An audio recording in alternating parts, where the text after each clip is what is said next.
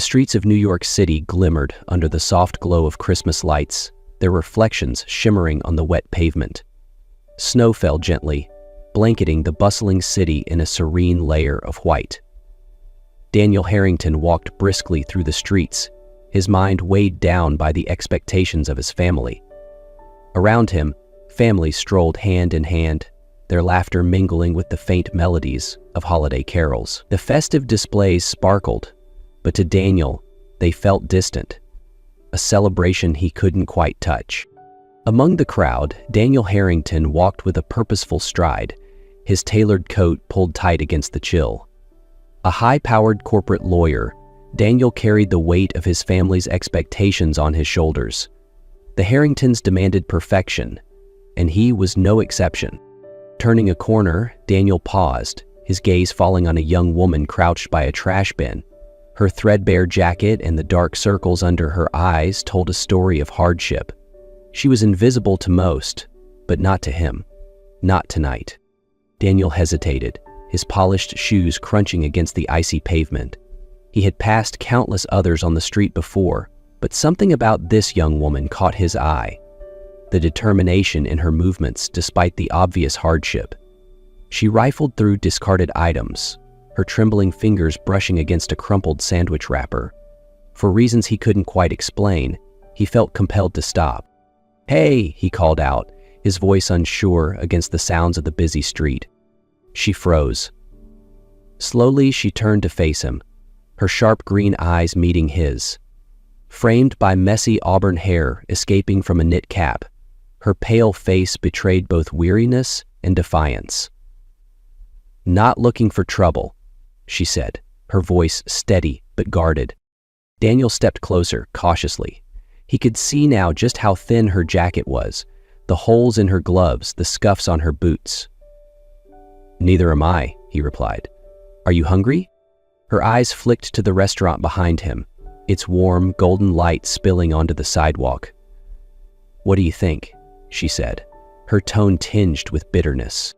He glanced at the bin where a half-eaten baguette teetered precariously. "Come inside," he offered, nodding toward the restaurant. "Have a proper meal." Suspicion flickered across her face. "What's the catch?" "No catch, it's Christmas," he said simply, holding the door open. The scent of roasted garlic and freshly baked bread wafted out, a stark contrast to the biting cold. She hesitated, her grip tightening on the frayed strap of her backpack. Then, as if hunger had finally overpowered her caution, she stepped past him into the warmth of the restaurant. Inside, the maitre d's' polite smile faltered as his gaze landed on her, but Daniel's presence silenced any objections. They were led to a small table near the window, where their unlikely meeting truly began.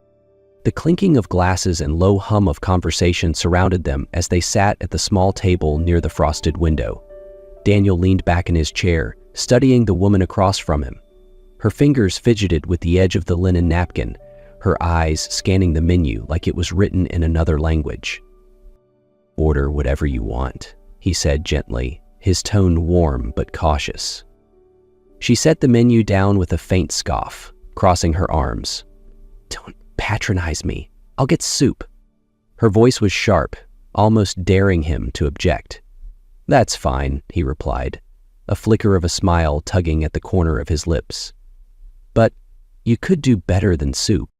"That's fine," he replied, a flicker of a smile tugging at the corner of his lips.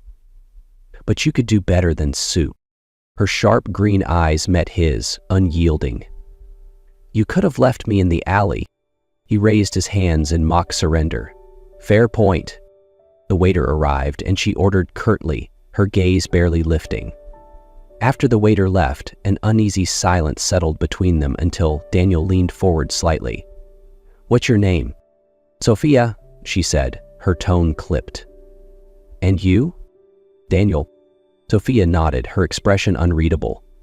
"So, Daniel, why'd you do it? Bring me in here, I mean." He hesitated, then shrugged. "Maybe I wanted to prove something to myself, that I can make my own choices, not just follow expectations." "Expectations," she repeated, her voice tinged with irony. "Must be rough. living in a world where everyone tells you how great you are." Her sarcasm stung, but Daniel smiled faintly. "It's not as great as it looks." Their food arrived, and for a while they ate in silence. Between spoonfuls of soup, fragments of her story emerged. A failed art career, a family torn apart, and the streets that became her home. In return, Daniel confessed his frustration with his controlling family and the hollow expectations that ruled his life. For the first time in years, both of them felt seen. The next morning, Daniel stood by his office window, the city skyline stretching endlessly before him. His coffee sat untouched on the desk, growing colder by the minute. He couldn't shake the image of Sophia, her guarded eyes, the way her hands trembled as she held the soup spoon. By noon, he grabbed his coat and headed out, ignoring the buzz of his phone. When he reached the alley behind the restaurant, she was there, sitting cross-legged on the icy pavement with a sketch pad in her lap. "Sophia," he called, his breath visible in the cold. She looked up sharply, clutching the sketch pad to her chest. "You again. What do you want?" He crouched to her level, the chill seeping through his tailored trousers. "I need your help," he said, his voice softer than she expected. His words hung in the cold air, and for a moment he hesitated, as if reconsidering what he was about to say. She barked a laugh, the sound hollow. "My help? That's new." Her tone was biting, but there was a flicker of curiosity in her eyes. "I'm serious," he insisted. "My family is forcing me into a marriage I don't want. It's not about love, it's business, alliances. I can't do it." "So why tell me?" she asked, folding her arms tightly across her chest. "Because," he said carefully, "if I'm already married, their plan falls apart." Sophia froze, her brows furrowing as his words sank in. "You want me to marry you?" she asked incredulously. "Temporarily," Daniel clarified quickly. "Just for a year. It's a business arrangement, nothing more." Her laugh this time was sharper, cutting through the icy air. "A business arrangement with someone you found digging through a trash bin? You sure you don't need your head checked?" "I'm serious," he said firmly. "You'd have a place to live, food, clothes, whatever you need to get back on your feet. And when it's over, I'll make sure you're set financially." Sophia stared at him, her grip tightening on the sketch pad. "Why me? You could pick any woman in this city. Why the homeless girl?" "Because," Daniel said, meeting her gaze, "you're honest. You don't care about money or status, and you have just as much to gain from this as I do." She chewed her lip, torn between suspicion and desperation. Finally, she extended her hand. "1 year," she said, her tone firm. "No more, no less, and I keep my independence." "1 year," Daniel agreed, shaking her hand. Sophia stood in the center of Daniel's penthouse, her frayed backpack slung over one shoulder. The space was immaculate. Floor-to-ceiling windows offered a breathtaking view of New York City's skyline, and the polished hardwood floors gleamed under the glow of modern light fixtures. A grand piano sat in one corner, untouched and pristine. "This is excessive," Sophia muttered, her voice echoing faintly in the open space. Daniel smirked as he set his keys on the kitchen counter. "It's just a place to sleep." "For you, maybe," she said, her tone dry. She wandered into the kitchen, running her fingers along the cold marble of the island counter. Everything felt too perfect, too sterile, a far cry from the streets she had called home. "You can make yourself comfortable," Daniel said, his hands in his pockets. "This is your home too. For now." Sophia shot him a skeptical look, but said nothing. Instead, she slipped off her boots and placed them neatly by the door, a habit born of necessity rather than manners. Over the next few weeks, they settled into an uneasy routine. Sophia spent her mornings sketching by the window, the cityscape providing endless inspiration. Daniel worked long hours, returning late to find her cooking simple meals in the spacious kitchen. "Soup again?" he teased one night, leaning against the counter as she stirred a steaming pot. "It's cheap, it's warm, and it's mine," she retorted, without looking up. Their differences became increasingly apparent. Daniel, accustomed to luxury, struggled to understand her fierce independence. Sophia, wary of pity, bristled at his occasional attempts to make her life easier. Yet, in the quiet moments, over shared dinners or late-night conversations, they found common ground. But the fragile peace didn't last. Daniel's mother, Evelyn Harrington, and his ex-fiancée, Olivia Barrett, were relentless. Suspicious of Sophia, they dug into her past, uncovering the scandals surrounding her father, a disgraced financier whose actions had left her penniless. One evening, Evelyn confronted Sophia in the penthouse, her words sharp and cruel. "You don't belong here," she hissed. "Do you think marrying my son erases your father's crimes?" Sophia's hands clenched into fists. "I never asked to be here," she snapped. When Daniel returned that night, Sophia was packing.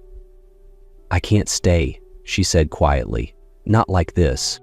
"Sophia, wait." "No," she interrupted, her voice trembling. "I deserve better than this." And with that, she walked out, leaving Daniel standing alone in the echoing silence of his penthouse. The streets of Paris were alive with energy, a stark contrast to the heavy silence Sophia had left behind in New York.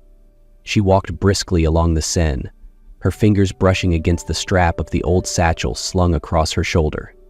Inside were her sketches and music sheets, remnants of a life she was determined to rebuild. Sophia had enrolled in a prestigious music conservatory, a dream she never thought possible until now. Days were consumed by relentless practice, her hands flying across piano keys as she poured her emotions into every note. Nights were quieter, spent sketching the cityscapes she admired from her modest apartment. But despite the beauty of Paris, her thoughts often wandered back to Daniel. She could still see his expression the night she left, confused, hurt, but unwilling to stop her. His words echoed in her mind, "You don't have to go."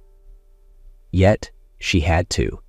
She needed to find herself outside of the shadow of her father's disgrace and beyond the confines of Daniel's world. Back in New York, Daniel sat in his office, staring blankly at the contracts on his desk. His mother's sharp words and Olivia's smug satisfaction echoed in his ears, but one thought drowned out all the noise. Sophia. Her absence gnawed at him. He missed her sarcastic quips, the way her face lit up when she was sketching, and the quiet strength she carried despite everything. For the first time in years, he began questioning the life he had built. Defying his family for the first time, Daniel formally ended his engagement to Olivia. The confrontation was brutal, but the relief that followed was undeniable.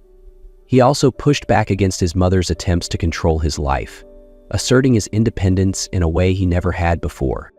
Months turned into a year, and though their lives were separate, Sophia and Daniel both grew in unexpected ways. Sophia's music blossomed, and Daniel found new purpose in running a pro bono legal program for struggling artists. Yet, despite the progress, they carried a quiet longing for one another, two lives connected by a moment neither could forget. Christmas 2 years later, a cozy restaurant buzzed with the clinking of glasses and the murmur of conversation.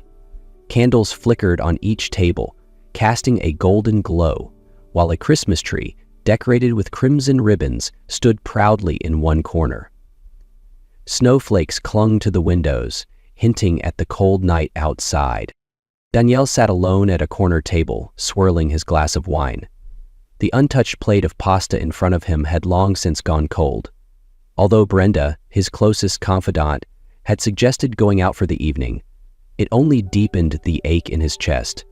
It had been 2 years since Sophia had left, but she was still on his mind. A sudden melody filled the restaurant, soft and haunting. Daniel stiffened, his breath coming in short gasps.